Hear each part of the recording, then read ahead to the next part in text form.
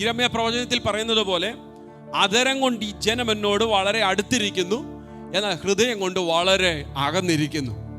ഹൃദയം കൊണ്ട് ദൈവവുമായിട്ട് ഒരു ബന്ധവുമില്ല, പക്ഷേ അധരം കൊണ്ട് ഭയങ്കര ഭക്തി അവർ പറയുന്നത് മോശയുടെ ന്യായപ്രമാണം നമുക്ക് വേണ്ടിയാണ് ദൈവം എല്ലാം ചെയ്യുന്നത്.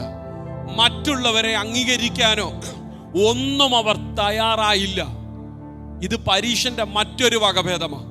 പിന്നീട് അടുത്തത് പരീക്ഷന്റെ ചിന്ത, ഞാൻ ചെയ്യുന്നതെല്ലാം ശരിയാ, മറ്റുള്ളവർ ചെയ്യുന്നതൊന്നും ശരിയല്ല. ഞാൻ ചതുകുപ്പയ്ക്കും കടുകിനും ജീരകത്തിനും എല്ലാം പതാരം കൊടുക്കുന്നു. നമുക്കറിയാം, ഒരിക്കല് ചുങ്കക്കാരനും പരീക്ഷനും കൂടെ പ്രാർത്ഥിക്കാൻ ദേവാലയത്തിൽ പോയപ്പോൾ ചുങ്കക്കാരൻ മാറത്തടിച്ച് ദൈവസന്നിധിയിലേക്ക് നോക്കാൻ പോലും ധൈര്യമില്ലാതെ കരഞ്ഞു. എന്നിട്ട് പറഞ്ഞു, കർത്താവേ, ഞാൻ തിരുമുമ്പിൽ നിൽപ്പാൻ എനിക്ക് ഒരു യോഗ്യതയില്ല. അവൻ നീതീകരിക്കപ്പെട്ടവനായി പോയി. എന്നാൽ പരീക്ഷ വന്നിട്ട് തന്നെത്താൻ ഉയർത്തി. എന്തുവാ പറഞ്ഞു? ഞാൻ ഈ പാപികളെ പോലെ, ചുങ്കക്കാരനെ പോലെ ഒന്നുമല്ല, എല്ലാം കൃത്യ പതാരം കൊടുക്കുന്നവൻ എന്നൊക്കെ പറഞ്ഞ് തന്നെത്താൻ ഉയർത്തി.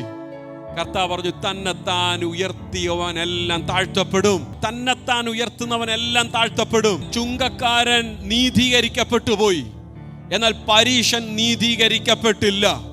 കാരണം സ്വന്തം പ്രവൃത്തിയിൽ അവൻ മുറുകെ പിടിച്ചു.